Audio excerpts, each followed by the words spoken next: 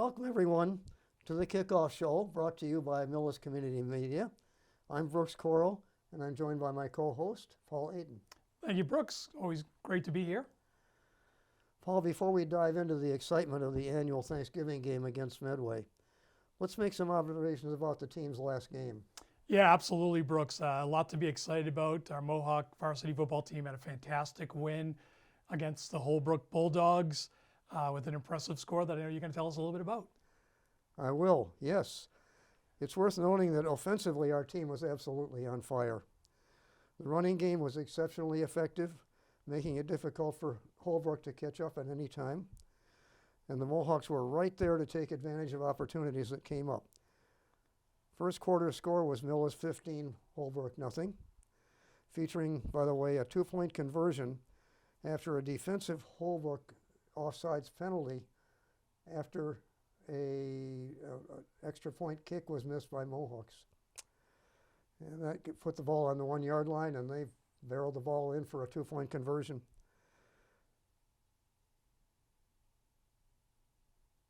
There was a 34-yard pass and run from quarterback Liam Kraby to Alex Barrett, and a 22-yard Kraby run. And so it went. That wasn't all, but I can't get into too much detail or we'll be here all night. By halftime, the score was Millis 28, Holbrook 13. For the rest of the game, the offense maintained at least a 13-point lead to win the game by the final score of 43-30. Yeah, it was a fun game to do the call with you, of course, as always. It's rare on the defensive side to say a team gave up 30 points and played terrifically on defense, but that's exactly what the Mohawks did. They slowed a talented group of offensive players on Holbrook down, made them convert multiple first downs, earn their way downfield, and it was really Holbrook who made the mistakes. And we've seen all year the Mohawks, as a young team, make those mistakes at critical times. This game, they didn't do that, as you highlighted, in offense. And on defense, they took advantage of those mistakes from Holbrook.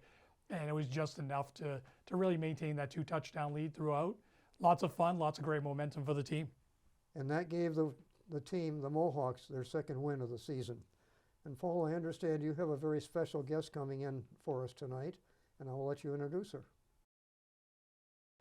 And now we have a special guest joining us on the Kickoff Show today, Jackie Hill from the Gridiron Club. Thanks for joining us, Jackie. Hi there, Paul. Thanks for having me. Of course.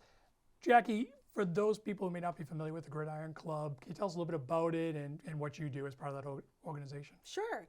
So the Gridiron Club supports the varsity football team by raising funds for a variety of things. Excuse me.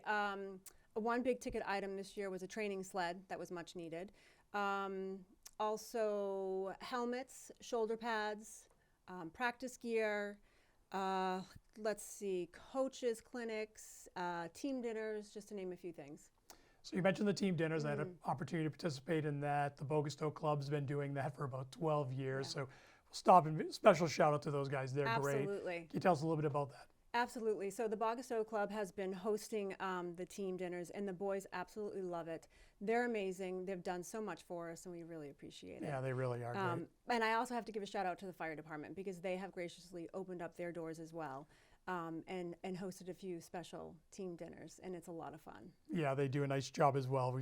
They've opened their doors for lots of sports in town. Yeah, they're great. Football team included. Sounds like can you share some of the type of fundraising? Because obviously there's a lot of money that's needed to be raised. Can you talk to us about some of the fundraising efforts you're doing? Sure. So I feel that the two big ticket items, the two big fundraisers are the scratch ticket raffle and the football program, which I brought one from you today. So the scratch ticket raffle usually starts in the very beginning of the season. And I mean, it's an easy fundraiser in the sense that everyone wants to participate because, I mean, everyone wants a chance to win $1,000 worth of scratch tickets, right? So it's fun. The boys blanket the community. They sell to their family and their friends. And this year, our two winners were grandparents of two of the players. So nice. That was really nice. That was really cool. And I found out that one of the, at least one of the grandparents made out pretty well. So nice. That's cool. awesome. Great story. Yeah. I think affectionately known in town as Carrot Day. Absolutely. So if you hear that term that's what's happening it's a there. lot of fun. It's crazy and hectic for them, but it's a lot of fun. And the other one is the, as I mentioned, the football program, which it came out beautiful again this year, and we have to thank the local businesses and restaurants that are so gracious to donate and actually get some advertising space in here, and parents can also purchase a advertising spot for their player and give them a shout out. Yeah, which is always great. And I know I have a Gridiron Club member in my family. You do. I do, and I know how much hard work went into that. So congratulations on that. It came out Yes. fantastically, Thank and you. I know it was not Thank easy. you. If obviously lots of hands make short work. If someone wants to volunteer for the Gridiron Club, what do they need to do? So we would love to have more volunteers. As the players graduate, then we in turn lose some volunteers as well. But we would love some fresh ideas and new faces. And if anyone's interested in learning more or volunteering, they can reach out to Kim Barasano. Perfect. I know that person. You She'll do. get right back to everybody. Yes. Jackie, thanks for joining us, sharing a little bit about the Gridiron Club and the great work you guys are doing. We really appreciate it. Thank you so much. So now, Brooks, as we look ahead to the annual Thanksgiving game at Medway, which for our viewers at home is on Thanksgiving Day, the 23rd at 10 a.m. at Medway High School, let's discuss the rich history and significance of this game. Right, Paul. This series of games dates back to the very early 20th century, like the 20 single digits or teens. But let's look briefly at some of the relatively recent results. Look at 1990 to 22, which was where I could pick up the history when I researched this last year. Medway has 21 Thanksgiving wins to Millis' 17, so they're passively close. Last 10 years, 2012 to 22.